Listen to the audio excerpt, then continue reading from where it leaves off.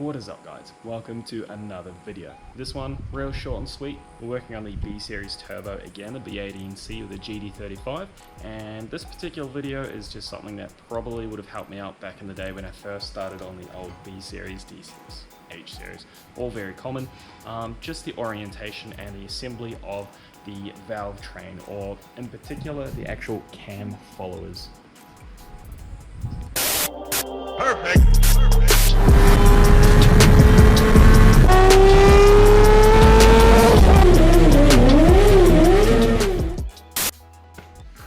Alrighty, so first thing is for the whole valve train. So I've gone through and I've cleaned the valves themselves, cleaned all of the carbon buildup and everything off the valves. Head is clean, ported, polished, just blown out. There's no debris, nothing left inside, so that's a good fresh start. Just kind of outlaid all of our valve spring stuff. So we've got our dual valve springs here, VTEC. Lost motion assembly, so these little guys need to go in now as well, just in these little guys there. We have the titanium, are the right ones? Yeah, titanium retainers there, which is exactly what we want. I'm gonna have to check, make sure they are suitable for this particular setup, because that says K20A2 on it, which, you know,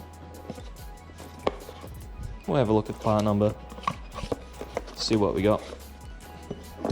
I dare say they are suitable, but always double check. So this is what our stock one is. Steel, a little bit heavier, takes a little bit more to move it up and down. Wear wise, I've seen cars with, you know, 250,000 K on the clock with very minimal wear. These ones aren't too bad, or this one singular one's not too bad, but yeah, they last a while, whereas the titanium is more of a serviceable item. You do need to check it once in a while. Obviously, if you're changing cams, you're doing your valve lash, or just some servicing maintenance, rocker cover, anything like that, it is good practice just to pull one or two from each bank and just to give you like a rough indication on how they're doing. And then we have our valve stem seals as well. Now it's counterintuitive. Brown is your intake and blue is your exhaust. Well, it's counterintuitive for me. Blue being cooler, I would have thought, you know, intake side, but as denoted by the E and the I, it's been a long day.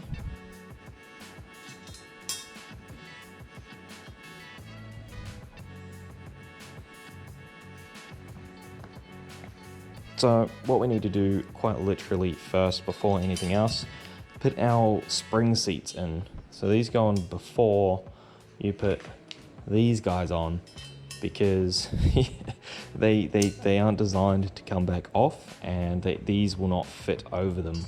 And ask me how I know. Yeah, so you want to go through, just put all of these at the same time, all in the hole. They're all the same, well they are for this particular engine.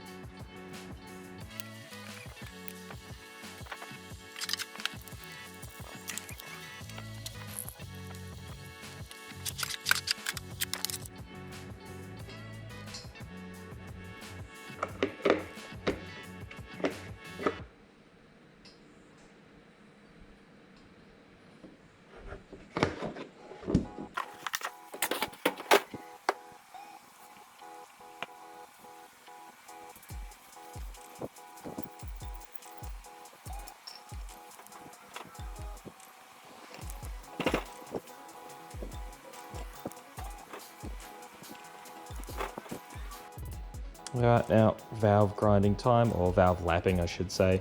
Permatex compound's pretty good. It's got 4 different compounds in it, so as you pull up, clean off and you go again, it actually breaks down to a finer and finer and finer grit, being, I think it's like 220, yeah.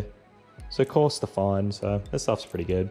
Never had any problems, and it is as easy as a good whack on there.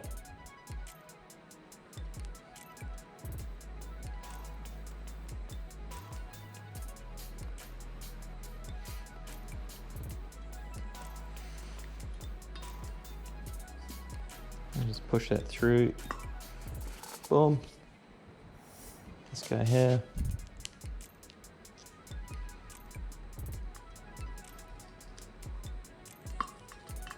And then try and get your suction cup right in the middle. And then that's all we're doing.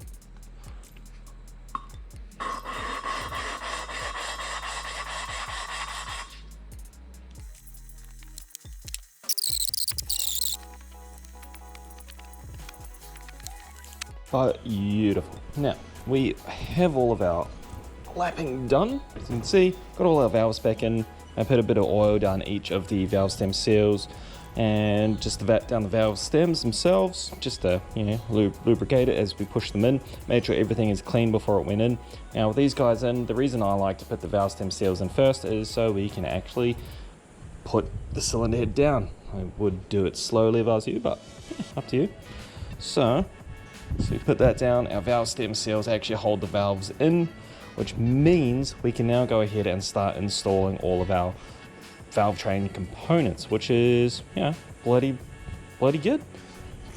Unwrap these guys.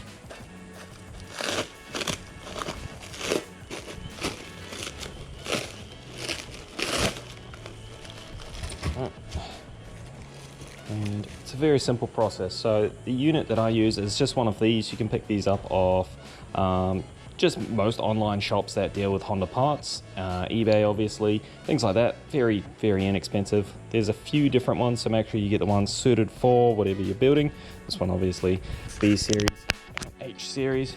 This guy over here. Yeah, very, very easy. This guy goes on. Couple of bolts. Like that. And with these, I actually replaced my bolts. The unit that I got, they were quite short and don't want to risk pulling out soft aluminium, not out of the head because, you know, pain in the ass to kind of fix. And we just kind of align this bolt with that valve. Does not have to be perfect, just roughly put this in. These only need to be hand tied as well. That, and it's literally a case of, you want to check your valves. Your valve springs obviously, make sure they are counter opposed, so they should come like that, as opposed to both running.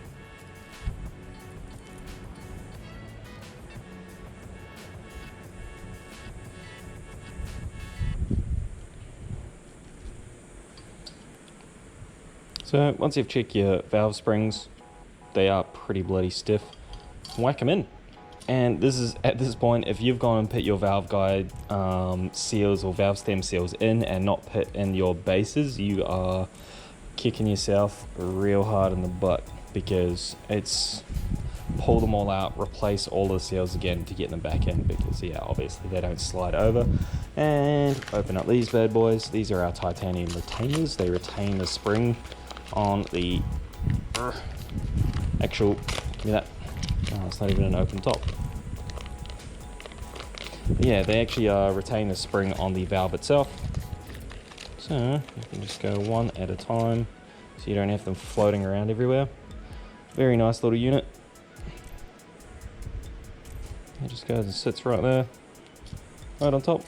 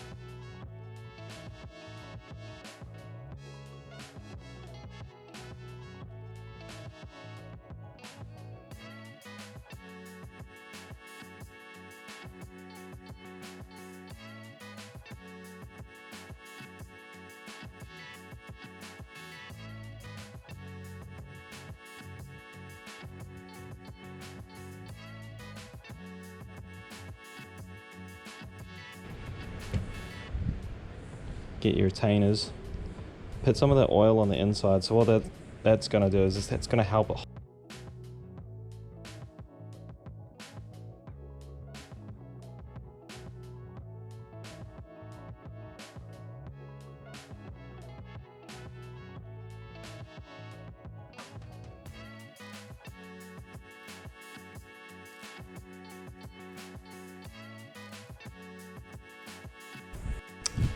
That died. So we are check your springs.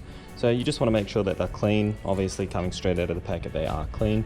No major chunks or burrs sitting on the end of them. You can see there's a little bit there. You want to make sure it's not going to come loose or anything like that, float around in the cylinder head. Looks good. Chuck that guy in. Should be another one in there. Retainer, obviously it retains the spring on the valve itself. We've got our little cap head here, so this sits on our tool, sits on top of the retainer, and allows us to seat that, push that down over the valve, and get our collets back in. Our collets, which is good practice too. Let me just screw that down. Get that nicely aligned.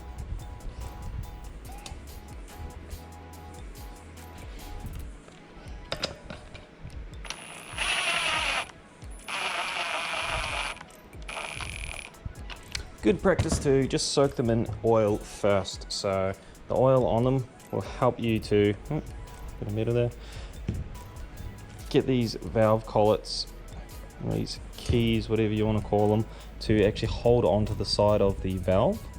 So a little bit of a pain this job, but gotta do it. Gonna get her done. Fuck yeah.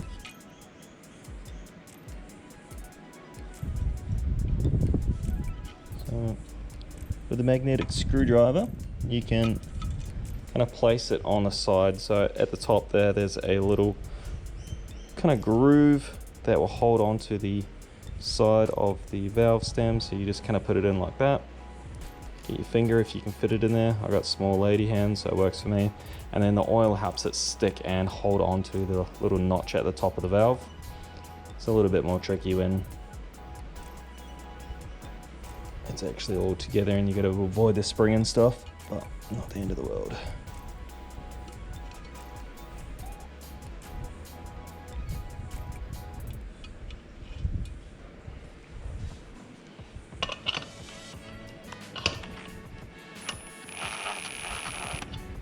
So you want to give yourself enough room to get these in, but I find you want it pretty close to actually just catching the bottom of the collet, the retainer, because if you sit too long trying to pull this bolt back up, the vibrations will actually knock the collets off, and there's two of them, so it's very easy to do.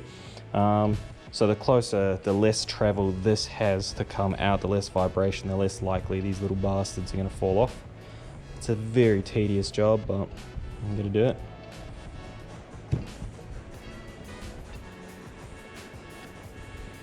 And I'm using one of my really old screwdrivers because it has just enough like magnetic grip, I guess, on it to hold the collet, but not enough to pull the other one off, which is exactly what you want, obviously. The second one's usually the more difficult because it's likely to knock off the first, like that. So it's a little bit of a battle, but stick to it. You've only got, what, 24 of them to do or something. 2, 4, 6, 8, 10, 12, 14, 16, 32 of them.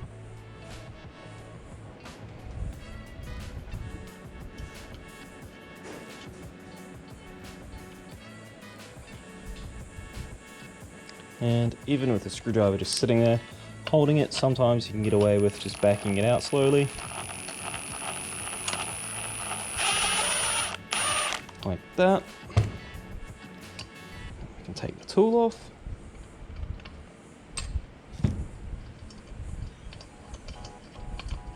I'll try to get a bit of angle in there too for you.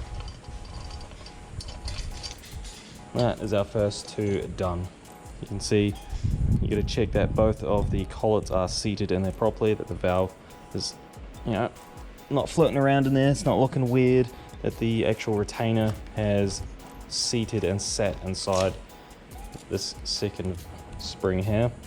So you're gonna make sure it sits flush, nice and flat. Pretty simple really, not really any rocket science. And yeah, we'll just go through and do the rest one by one.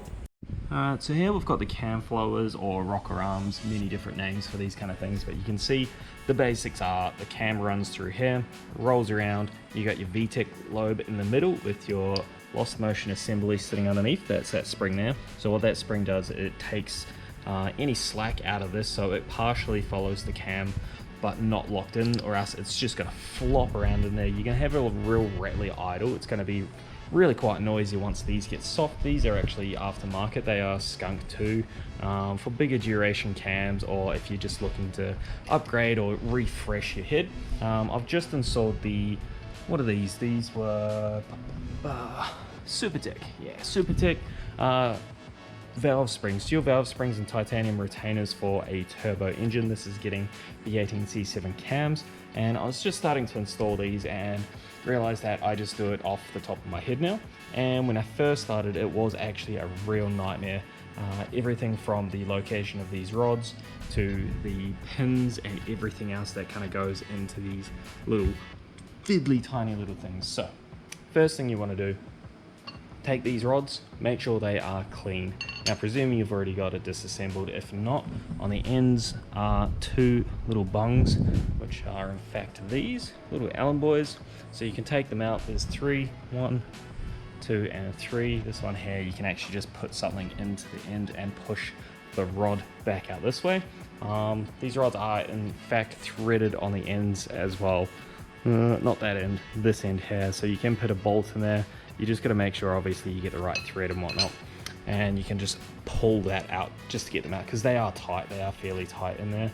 And yeah, once out, and well, we're doing the opposite, aren't we? We're putting them in.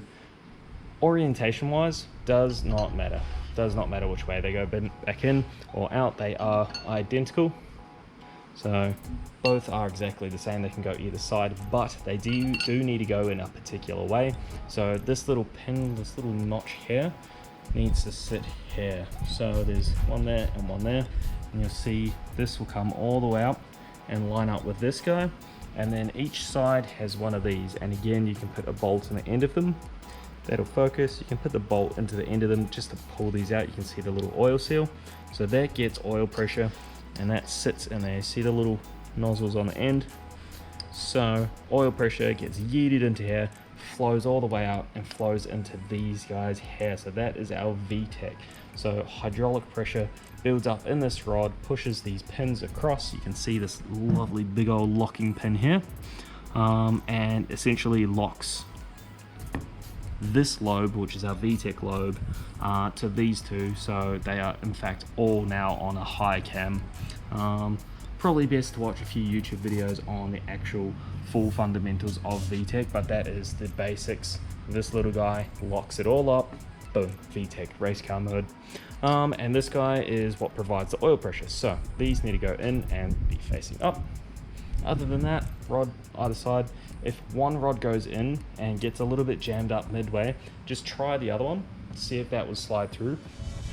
And another note is, with a bit of oil through where the rod goes, you can just dump squirts of oil down the threaded sections for the cam caps, because they run directly down into the oil galleries or the ports for that rod. You see now it's just filling up in there, spreading out and filling up, so when you go to put that rod through, you don't have to lather this whole thing up.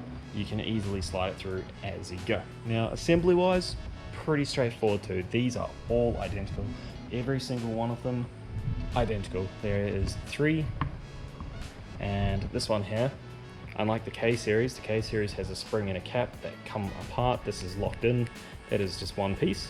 Bit of a spring. You want to get in there and clean that out real thoroughly. You can actually get compressed air on the back, make sure the whole thing's nice and clean. I do like to pull them right apart so I can clean all the threads and everything, just so when you go to do your valve lash, you're not trying to fight gunk and crap stuck in the threads. So that's our first one there. The first one to go in on this side at least. You can see she just goes straight in there. This is our middle VTEC cam follower here. So this guy just floats around on the most part until you hit VTEC, and that's when this big thick old rod here comes into play. And that rod gets pushed across and just locks everything up. So that locks to that, this one comes through, locks into this, and then you've just got one big happy family just moving up and down VTEC. And then we've got this one on the end here. There is actually an additional pin. I think this pin here gets pushed to our left. Oil pressure comes in, pushed all the way across here, comes across like that. That pin pushes out, that pushes into the spring, and then once that oil pressure is gone, that spring tension pushes this pin back into its own little orifice, little socket there, so VTEC is no longer engaged. And that'll be this guy here. So this is our pin here for that. And yeah, this guy just sits literally in here. Wow, a little bit easier once they're cleaner, but there we go. And then you can see through, oil pressure can force its way through these little lobes here.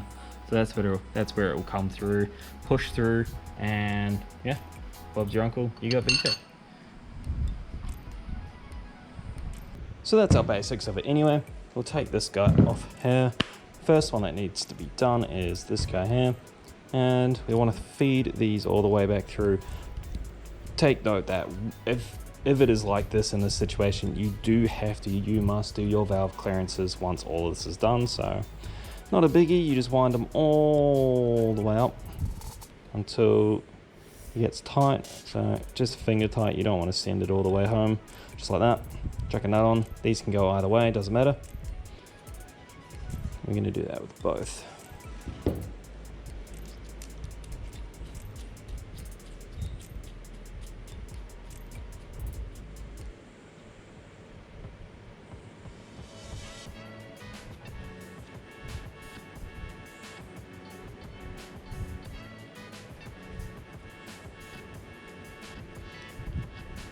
So both of those done.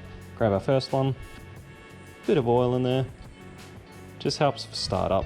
If the engine's going to sit for ages, put oil in there anyway, because it's just good practice. Oil inside this guy here, and you'll note this little tiny piece here, you see the little pointy bit on one side, always faces inwards. And then all we do, we just push this rod just enough to hold that on. You see it come through, pull it back a bit, just like that. And this guy here, we just lube up the rod, and I like to just give it a little bit of a puddle in here. Just let that soak in.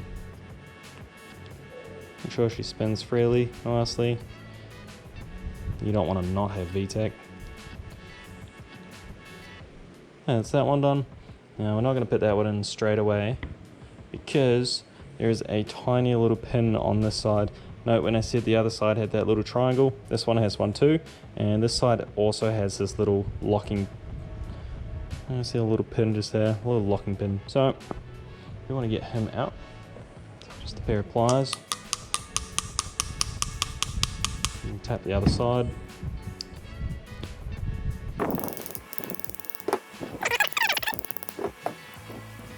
Oh, same deal with this.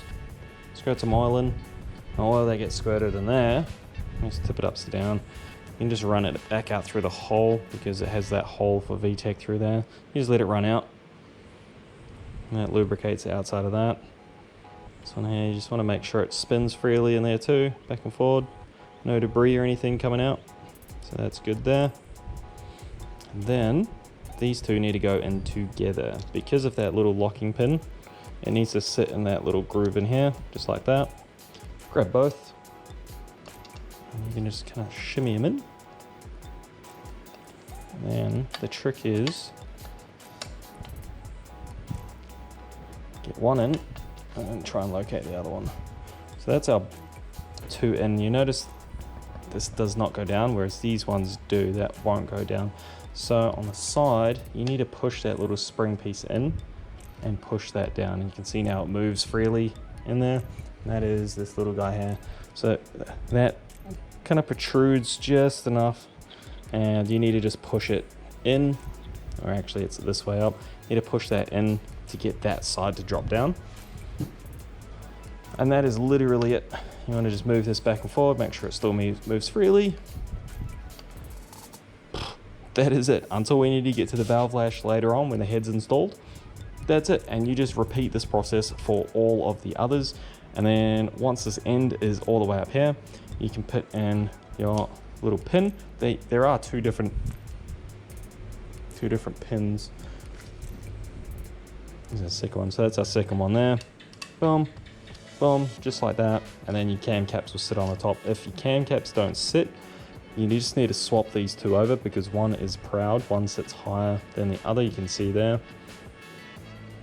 Just swap them around, because there's a recess in the cam cap to accommodate these, obviously. And that is literally it. Very simple, very complex. If you look at it, like, you come over and you look at all of this, you know, there's a lot going on, like, especially when you just look at all the small pieces. But in reality, very, very simple setup. So I'm going to continue to, you know, install all of these. You do need to inspect these pads where the cams sit. If there is excess wear, you're probably going to have to replace these, because you can accommodate for the wear with the valve lash. That's what the valve lash is for. But if you start getting really big ruts in here, or scoring, or some burn marks even I've seen, it's likely you'll just need to replace it. Just buy another head as spare parts and just swap them over nice and easy. You don't need to buy newies, just some other good condition, and then just adjust your valve lash to suit. Good to go. Yeah, so I'll keep cleaning all that up, but that's the basics of the rocker assembly. Very simple. It does seem daunting to start with, but it's best if I can do it, anyone can do it. And yeah, thank you for watching. Like, comment, subscribe, all of that. Any questions in the comment section, DM me on Instagram if you want. And yeah, peace.